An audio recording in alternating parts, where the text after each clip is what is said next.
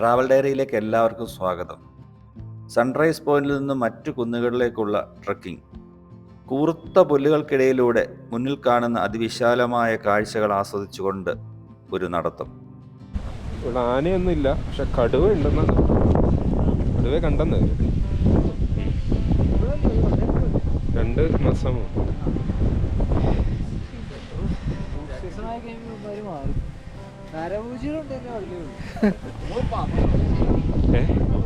രാജവെമ്പാല വേറൊന്നില്ല.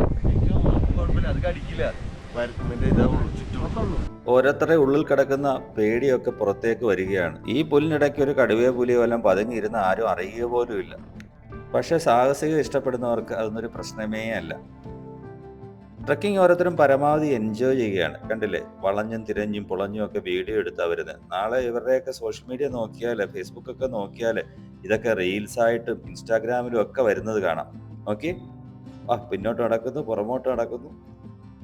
പുല്ലുകൾക്കിടയിൽ ഒരു പാതയുണ്ട്. മുംബൈ പോയവർ നടന്ന് രൂപപ്പെടുത്തിയ പാത. ആ അടയാളത്തിലൂടെയാണ് ഇന്ന് ഓരോരുത്തരും നടക്കുന്നത്. ഗൂഗിൾ മാപ്പ് പോലെ ഒരു പാത. 8 മലയാണ്, 8 മല. പക്ഷെ ഒരു ത്രില്ലാണ് കേട്ടോ, സൂപ്പർ. ഈ ഒരു കാറ്റും ഈ ഒരു മഴയും ഈ ഒരു തണുപ്പും മഞ്ഞും എപ്പോഴും കിട്ടത്തില്ല. ഈ ഡിസംബർ മാസത്തിൽ ഈ തമിഴ്നാട് ഇങ്ങനെ ഇളകി നിൽക്കുന്നതുകൊണ്ടാണ് ഇതെല്ലാം വരുന്നത്. തമിഴ്നാടിന് ഇളക്കമില്ലായിരുന്നെങ്കിൽ ഈ കാലാവസ്ഥ ഇങ്ങനെ വരത്തില്ലായിരുന്നു. പറയുന്നത് ഇവിടുത്തെ ഗൈഡൊക്കെ പറയുന്നത് പോലെ ആദ്യത്തെ ഒരു അനുഭവമാണ് ഇത്രയും ശക്തമായ കാറ്റ്. ഈ ട്രക്കിങ്ങിൻ്റെ ഏറ്റവും സുന്ദരമായ ഒരു നിമിഷത്തിലേക്കാണ് നമ്മൾ കടന്നു ചെല്ലുന്നത്. അങ്ങ് താഴെ കണ്ടില്ലേ ഒരു അരുവി ഒഴുകുന്നത്. നമ്മുടെ വഴികളൊക്കെ തെന്നി കിടക്കുക, കാലൊന്ന് തെന്നിയ താഴെ ചെല്ലും. ഇതാണ്ട് ആ അരുവിയുടെ ഒരു തണുപ്പിലേക്കാണ് നമ്മൾ ഇറങ്ങി ചെല്ലുന്നത്. ഓരോരുത്തരും ഭയങ്കര തുള്ളിച്ചാടാണ്, അരുവിയുടെ തുള്ളിച്ചാടൽ പോലെ. എവിടെയോ തുടങ്ങി എവിടെയോ അവസാനിക്കുന്ന ഒരു കാട്ടരുവി. അത് നമ്മുടെ മുമ്പിലൂടെ ഒഴുകുമ്പോൾ ഏറെ പ്രിയപ്പെട്ടതാകുന്നു നമുക്ക്. കുറച്ചകലെ ഒരു മരം നിൽക്കുന്നത് കണ്ടില്ലേ? നമ്മളങ്ങനെ അധികം മരങ്ങൾ കണ്ടില്ല ഈ യാത്രയിൽ. റോഡോട്രൻഡോൺ എന്നാ മരത്തിന്റെ പേര്. അതിനെക്കുറിച്ച് പിന്നീട് വിശദമാക്കാം.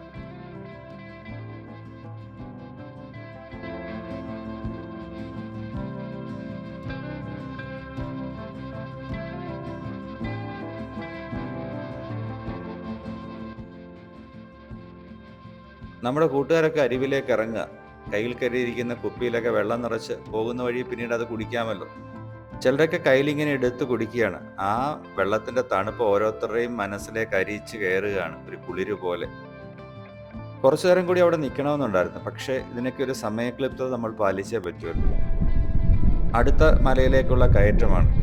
ചില കയറ്റങ്ങൾ നന്നായിട്ട് ബുദ്ധിമുട്ടിക്കുന്നുണ്ട്. വഴിയൊക്കെ തെന്നിക്കിടക്കുന്നതും നല്ല ശക്തമായിട്ടടിക്കുന്ന കാറ്റും അതിനൊരു കാരണക്കാരനാണ്. ഗൈഡ് സൂര്യയാണ് മുകളിൽ നിൽക്കുന്നത്. സൂര്യ ഇങ്ങനെ മുമ്പേ നടക്കും, ഞങ്ങളുടെ വഴികൾ തെളിച്ചുകൊണ്ട്. ഒരു പ്രത്യേക ഇഷ്ടം തോന്നിയ ഒരു ഭാഗമാണിത്. മരച്ചില്ലകൾ ഇങ്ങനെ കാറ്റിലാടുന്നു.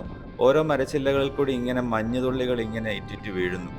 അതെടുത്ത് നമ്മൾ രുചി നോക്കുമ്പോൾ എന്തൊരു തണുപ്പാന്നറിയാം നമ്മുടെ ഉള്ളിലേക്ക് ഇറങ്ങുന്നത്. മരതവും ഇലയും ഒക്കെ അങ്ങനെ നനഞ്ഞു നിൽക്കുകയാണ്.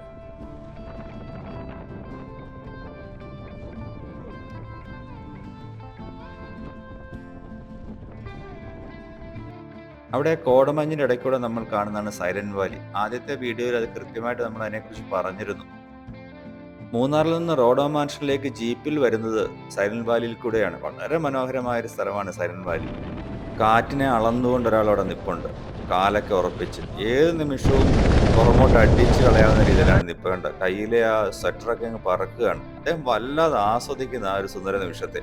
അദ്ദേഹം മാത്രമല്ല, എല്ലാവരും ഇതുപോലെ ഓരോന്ന് ആസ്വദിച്ചാണ് പൊയ്ക്കൊണ്ടിരിക്കുന്നത്. കോടമഞ്ഞിനും മേഘങ്ങൾക്കും ഇടയിൽ അങ്ങ് ദൂരെ ഒരു മല കണ്ടില്ലേ? അതാണ് കുളുക്കുമല. അവിടെയും അതൊരു ട്രക്കിംഗ് പോയിന്റ് ആണ്. അവിടെ പിന്നെ വാഹനങ്ങൾ അങ്ങ് മുകളിലെത്തും. ഇതുപോലെ നടന്നധികം കയറണ്ട.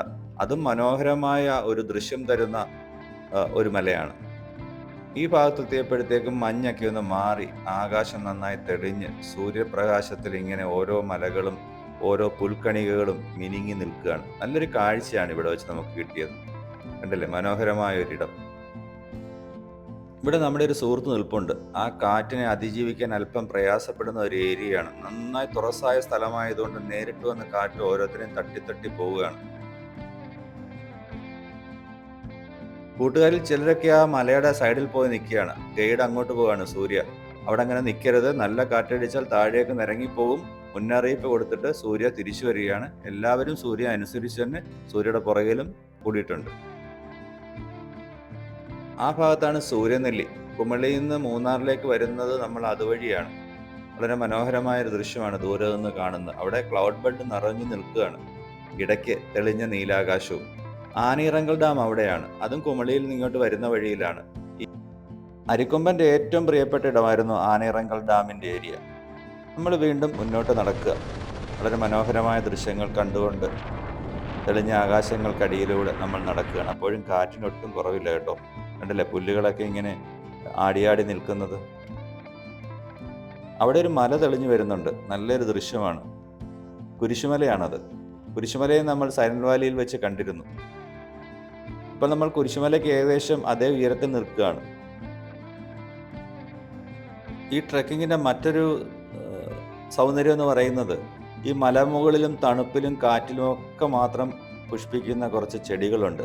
കുഞ്ഞു കുഞ്ഞു പൂക്കൾ. എന്തൊരു സൗന്ദര്യമാണെന്നറിയാം അവർ ഒറ്റയ്ക്ക് നിൽക്കുന്ന കാണാൻ. ഇവിടെ ദൂരേക്ക് നോക്കിയൊരു വാട്ടർഫാൾ ഉണ്ട്. പക്ഷെ കാണാൻ പറ്റുമെന്ന് തോന്നുന്നില്ല. അത് കോടമഞ്ഞാൽ മൂടപ്പെട്ടിരിക്കുകയാണ്. വീണ്ടും മുന്നോട്ടുള്ള വഴികളാണിതൊക്കെ.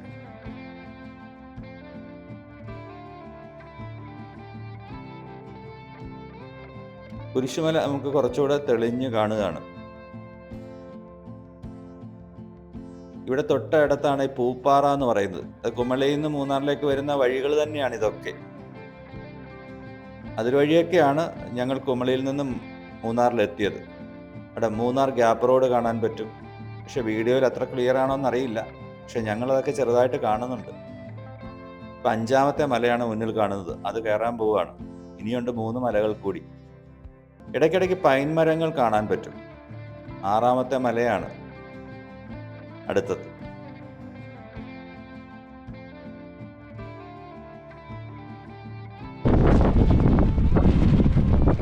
അതേത് മലയാ? സൈഡാണ് മീശപ്പുലി മല. ആ, അവിടെയാണ് മീശപ്പുലി മല കാണുന്നത്. കണ്ടോ ഉണ്ടോ?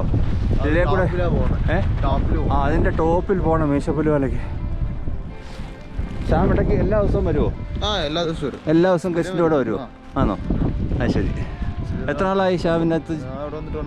1.5 കൊല്ലം. എല്ലാ ദിവസവും മല കയറും? എല്ലാ ദിവസവും. അതുകൊണ്ട് ക്ഷീണമില്ല? ആ, ഞങ്ങൾ ആദ്യമായിട്ടൊക്കെ കയറുന്നതുകൊണ്ടാണ് ഇത്രയും ബുദ്ധിമുട്ട്.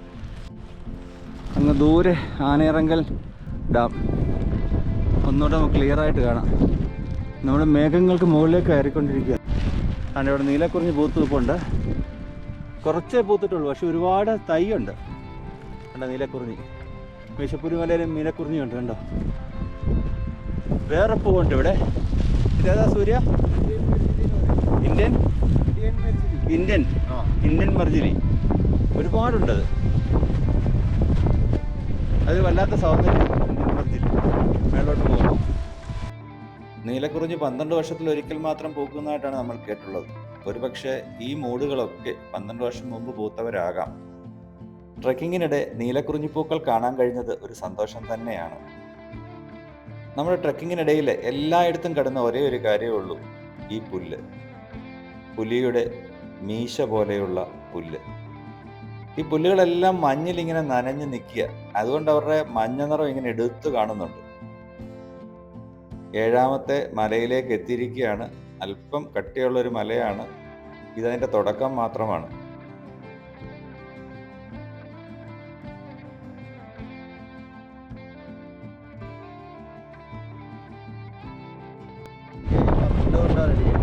ഇത് പൈൻമരം അല്ലേ? അതിൻ്റെ പിന്നെ തടി കൊണ്ടാണ് ഇന്ത്യൻ കറൻസിയൊക്കെ അരച്ചുണ്ടാക്കിയെടുക്കുന്നത്. സൂര്യക്ക് ഇതെല്ലാം അറിയാം. എങ്ങനെ പഠിച്ചതൊക്കെ? ഇവിടെ ഒന്ന് സാറുമാർ പറഞ്ഞു. മല ഇതുപോലെ ഇനി മലകൾ വല്ലതും ഉണ്ടോ അടുത്ത കയറാൻ? ഒരു മോക്ക് ഡ്രില്ലായി കണ്ടത്. ഹിമാലയം കയറാനുള്ളത്. അവിടെയാണ് ലവ് ലേക്ക്. അങ്ങ് ദൂരെ വെളുത്ത് നമുക്ക് കാണാൻ പറ്റും. ഈ മൂടൽ മഞ്ഞ് ഇങ്ങനെ കയറി വരുന്നതുകൊണ്ട് നമുക്ക് അത്ര ക്ലിയർ അല്ല ആ ഭാഗം. എന്നാലും 2 പൈൻ മരങ്ങൾക്കിടയിലൂടെ നമുക്ക് കൃത്യമായിട്ട് കാണാൻ പറ്റും.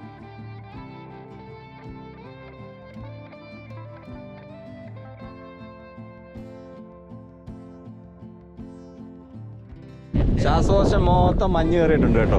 മീശയിലെല്ലാം മഞ്ഞ് കണങ്ങൾ തുള്ളിച്ചാടുന്നു. ആഹാ.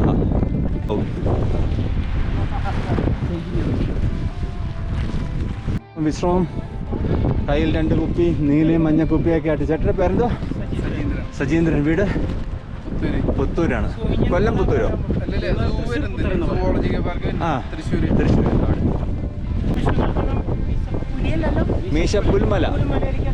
മീശപ്പുൽമല. നമ്മളെപ്പോഴും മീശപ്പുൽമല എന്നതിന് പറഞ്ഞത്. പക്ഷേ നമ്മുടെ സൂര്യയാണ് പറഞ്ഞത് ഇവിടെ പുല്ല് മീശയുടെ പുലിയുടെ മീശ പോലുള്ള പുല്ല് നിൽക്കുന്നതുകൊണ്ട് ധാരാളം ഉള്ളതുകൊണ്ട് മീശ പുൽമലയാണ്.